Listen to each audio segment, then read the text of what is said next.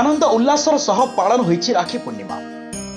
এই অবসরে কন্ধমাল जिला फुलबाणी सहर गोपबंधु बालाश्रम स्वच्छ अनुष्ठान पक्षर रक्षाबंधन उत्सव पालन हो जाइछि। एथिरे स्वच्छ अनुष्ठान सदस्य सदस्य उपस्थित रही आश्रम में रहुथिबा शिशु मानकर हाथ में राखी बांधिबा सहित मिष्टान्न बंटन करथिले।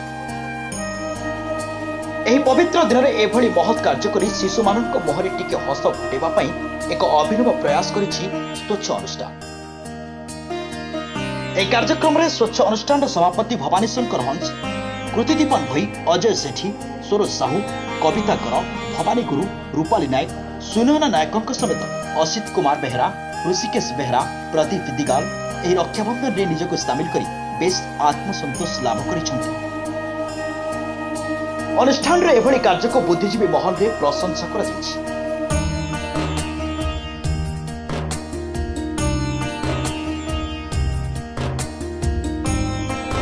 कंधमाल फुलबाड़ी कृतिदीपन भयंकर रिपोर्ट, आलोकित ओडिशा।